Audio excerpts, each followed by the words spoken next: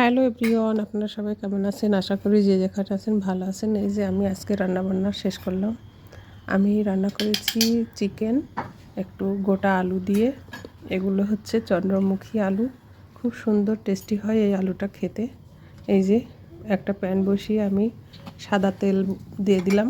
এখন আমি ফোড়নের জন্য গোটা গরম মশলা, বড় এলাচ, ছোটো এলাচ সমস্ত মশলা দিয়ে দেব। তারপরে জিরে, পেঁয়াজ, তার সব কিছু ফোড়নে দিয়ে আমি রান্নাটা করব। আস্তে আস্তে দেখতে থাকুন, আশা করি সবার ভালো লাগবে। এই যে আমার ফোড়ন দেওয়া হয়ে গেছে। এখন আমি একটু পেঁয়াজটা হালকা করে ভেজে নেব।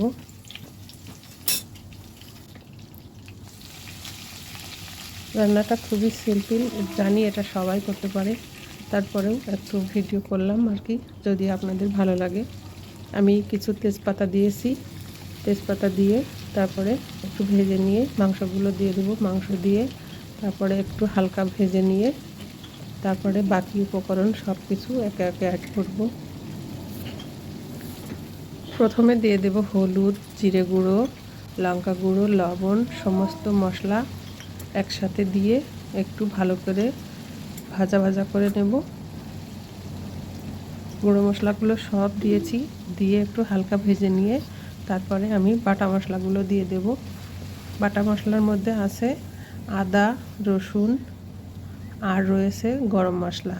গরম মশলার মধ্যে আছে বড় এলাচ, ছোটো এলাচ, আর লবঙ্গ, গোলমরিচ। এগুলো দিয়ে আমি পেস্টটা বানিয়ে রেখেছি। তারপরে মশলাটা কষিয়ে অল্প জল দিয়ে একটু ঢাকা দেব। আবার আমি কষিয়ে নেব, পুরোটা সুন্দর করে কষানো হয়ে যাবে। এই যে আমার কষানো হয়ে গেছে। আমি এই যে গোটা আলুগুলো একটু মাঝখানতে চাকু দিয়ে ফুটো করে দিচ্ছি, যাতে আলুর মধ্যে লবণ ঢুকে যায়। এখন এই যে মশলাটা প্রায় কষানো হয়ে এসছে। অল্প ঝোল থাকতে থাকতে আমি এর মধ্যে আলুগুলো দিয়ে দেব। আলু দিয়ে তারপরে মশলাটা আরও সুন্দর করে কষিয়ে নেব মাংসের সাথে। মশলার থেকে তেল ছেড়ে দিয়েছে।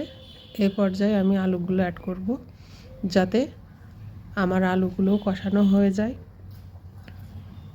মশলা কষানোর শেষে আমি আলুগুলো দিতে পারতাম, তো আমি ভেবেছি যে যদি একটু আগে দিই তাহলে ওই যে মশলাটা মাংসর সঙ্গে কষানো হবে, ওর সঙ্গে আলুগুলোও যদি একটু ভালোভাবে কষানো হয় তাহলে খেতে টেস্টি হবে। কারণ আমি তো আলুগুলো ভেজে নিইনি, যে কারণে সিদ্ধ করে খোসা ছাড়িয়ে রেখেছিলাম।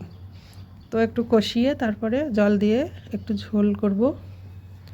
গোটা আলু এটা রুটি দিয়ে খাওয়া হবে, যে কারণে আমি একটু ঝোল ঝোল রাখবো। রাতের খাবার হিসেবে এই ধরনের আলু দিয়ে মাংস খুবই ভালো লাগে খেতে, তাই একটু বেশি করে আলু দিয়েছি। রান্নাটা প্রায় শেষের দিকে।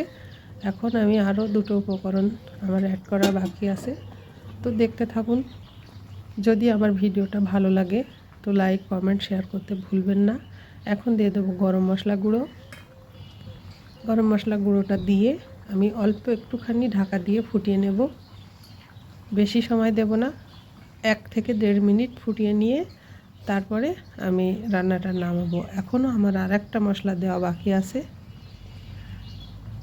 সেই মশলাটা দিয়ে তারপরে নামাবো। ওটাই হচ্ছে আজকের রান্নার সবচেয়ে ফেমাস মশলা, ফ্লেভারটা খুবই সুন্দর আসে। এই যে এখন আমার রান্না শেষ, আমি একদম আঁচটা অফ করে দিয়েছি। এখন ভালোভাবে নাড়াচাড়া করে আমি এই যে ভাজা জিরের গুঁড়ো করে রেখেছি, আমি এই জিরের গুঁড়োটা উপর থেকে ছড়িয়ে দিয়ে 5 মিনিট ঢাকা দিয়ে রেখে দেব। এখন কোনো জাল দেব না, এভাবে করে থাকবে যাতে জিরের যে ভাজা ফ্লেভারটা পুরোপুরি আলুর মধ্যে, মাংসর মধ্যে ফ্লেভারটা মিশে যায়। তো রান্নাটা আমার শেষ, এখন আমি ঢাকা দিয়ে রেখে দেবো। কেমন হয়েছে দেখতে কমেন্ট করে জানাবেন কেমন হয়েছে রান্নাটা। আর ভিডিওটা ভালো লাগলে লাইক, কমেন্ট, শেয়ার করতে ভুলবেন না। সবাই ভালোবাসা দিয়ে পাশে থাকবেন। সবাইকে অসংখ্য অসংখ্য ধন্যবাদ। যে যেখানে আছেন ভালো থাকবেন, সুস্থ থাকবেন। আজকের মতো টাটা। আসবো আবার একটা নতুন ভিডিও নিয়ে অন্য দিন। ভালো থাকবেন সে পর্যন্ত সবাই।